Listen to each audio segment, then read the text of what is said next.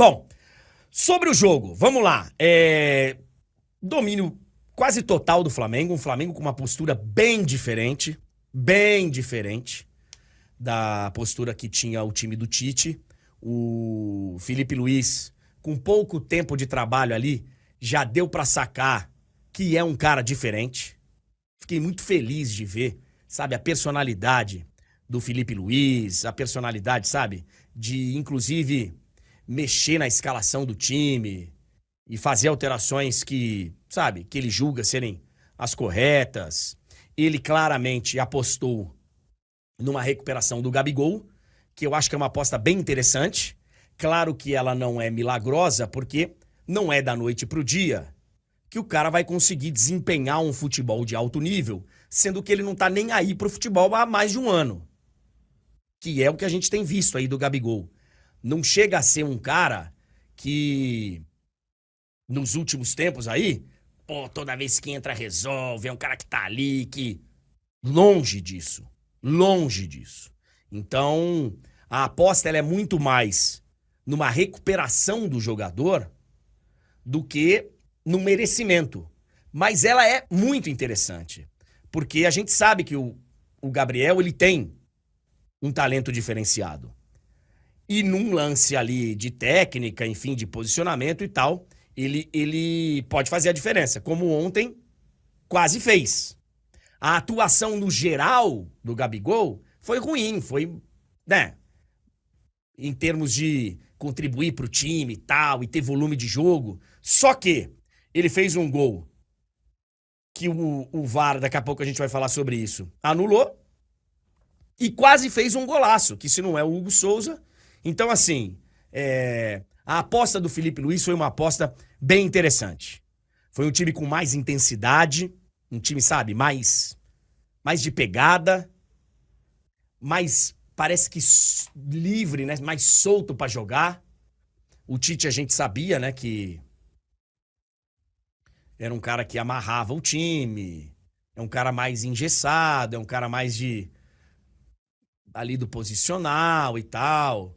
O Felipe Luiz, ele deixa o time fluir mais. Então, eu acho que foi uma estreia bem interessante do Felipe Luiz. Tem alguns detalhes que ele vai precisar ver aí ao longo do tempo. E ontem ficou muito explícito que fisicamente, o Flamengo tá bem abaixo, né? Bem abaixo. E aí eu falei isso muito quando o Tite foi demitido e já estávamos falando sobre isso durante a era Tite. Fisicamente, e é algo que me impressiona, tá? Porque a área física da comissão técnica do Tite é uma área muito conceituada, os profissionais são muito conceituados. Mas fisicamente o time, e o Felipe Luiz falou sobre isso na entrevista, ele falou, olha, eu vou exigir bastante do meu time, fisicamente. Vou exigir bastante, fisicamente. E o Flamengo fisicamente está muito abaixo. Muito abaixo. O Tite deixou um legado aí muito complicado. E não sei se vai dar tempo de chegar no auge físico esse time, porque a Copa do Brasil, ela daqui a uns dias, ela termina. Então, né, vai ser só pra temporada que vem mesmo. Mas é algo assim que ficou muito gritante, assim, ficou muito evidente.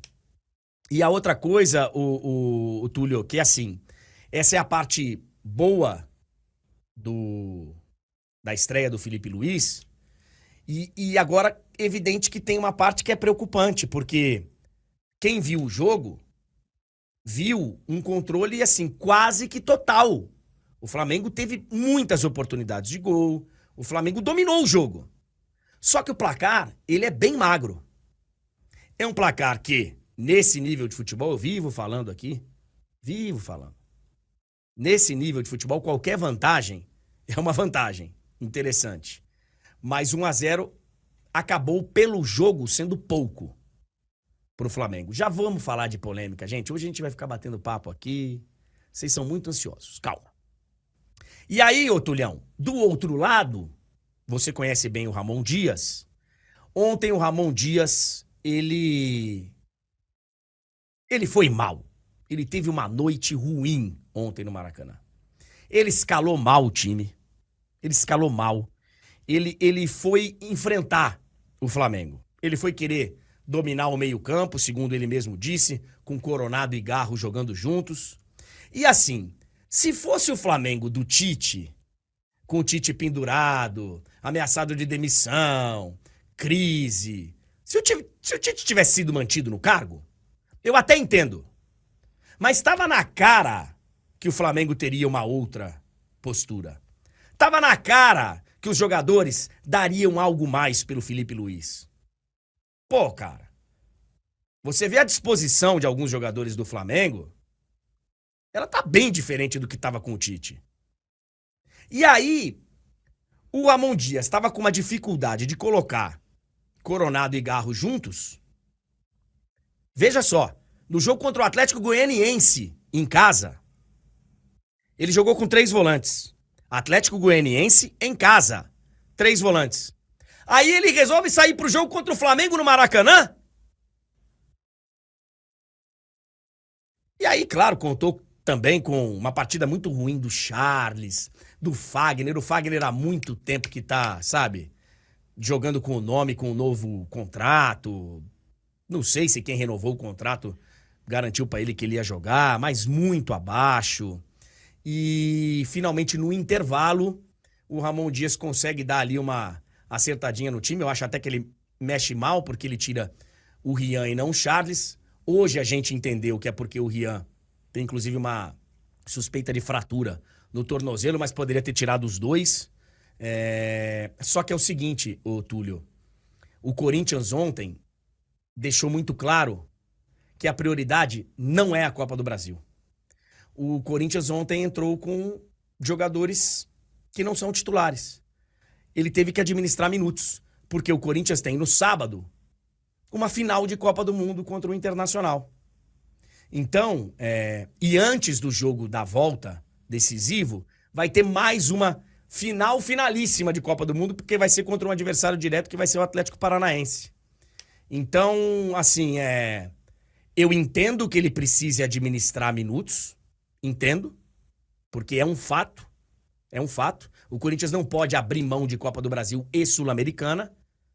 O tamanho do Corinthians não permite que ele faça isso. Talvez fosse até o mais coerente a se fazer, mas não dá pra fazer, não dá pra você jogar. O que o Flamengo fez com o Campeonato Brasileiro, por exemplo, não deveria jamais ter sido feito. Jamais. E só que o Corinthians, a realidade dele é essa. A prioridade é não cair. E a notícia pro Corinthians boa é que ele volta vivo. Acho que é muito parecido com a semifinal de Atlético Mineiro e Vasco, Túlio. O Flamengo ontem poderia e deveria ter matado o confronto, porque na volta, na Neoquímica Arena, vai ser uma outra história, a gente sabe disso. André, vai ter jogo. Os dois times têm boas notícias, né? A boa notícia do Flamengo é que foi uma boa estreia do Filipe Luís. E aí o torcedor agora, nesse momento, ele tem 2 opções. Ele pode falar, calma, é só o primeiro jogo, ainda vai melhorar muito. É uma opção, né? É uma possibilidade do torcedor do Flamengo olhar para essa partida.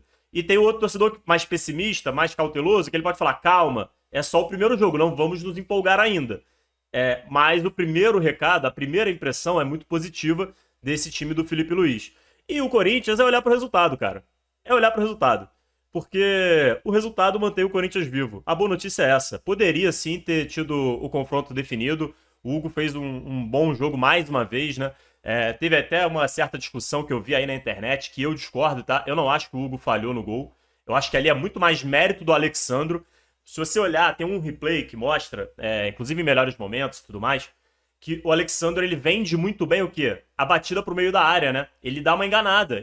Ele olha pra dentro e ainda assim ele vai lá e busca o chute entre o Hugo e a trave. Então eu vejo muito mais méritos do Alexandro nesse gol do que falha do Hugo, como alguns quiseram pontuar. O Hugo foi o cara que manteve o Corinthians no jogo, André. Então, na volta, teremos 2 grandes confrontos. Esse aí, eu acho também que vai depender muito do que acontecer nas partidas que o Corinthians tem para fazer até lá. Porque, como você bem disse, o Corinthians vem administrando minutos e etc. O Flamengo, assim como o Vasco e Galo, vai focar nesse jogo, né? Vai se preparar. Daqui até lá, Vasco, Atlético e Flamengo vão ter como foco principal, assim, da preparação, o jogo da volta. Porque é prioridade. O Brasileirão para esses times é secundário nesse momento.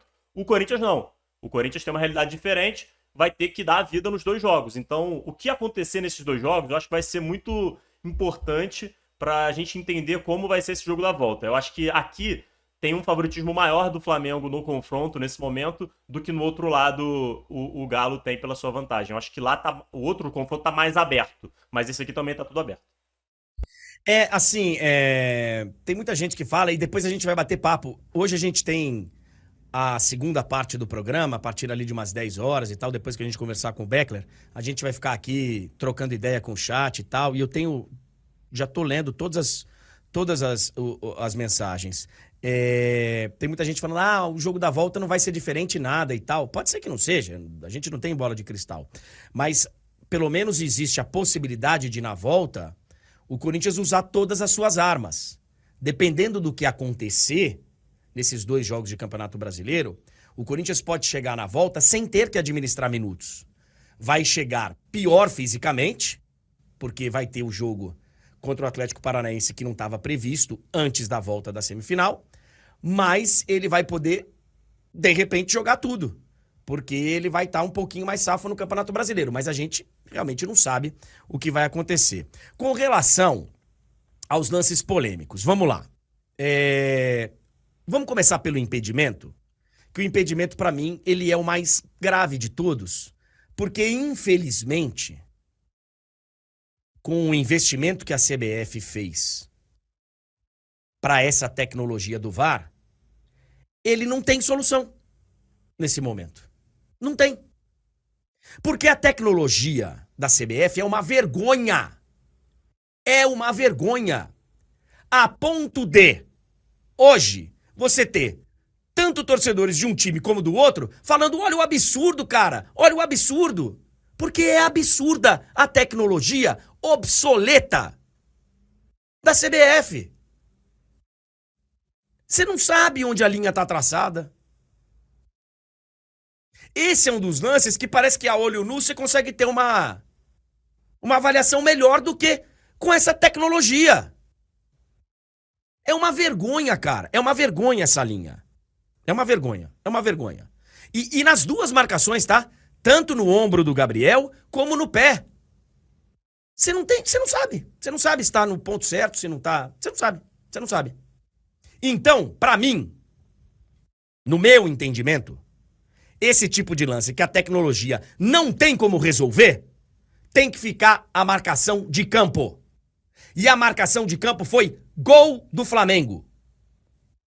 Porque não tem um ser humano condições, em situação normal, de chegar e cravar que realmente tá impedido.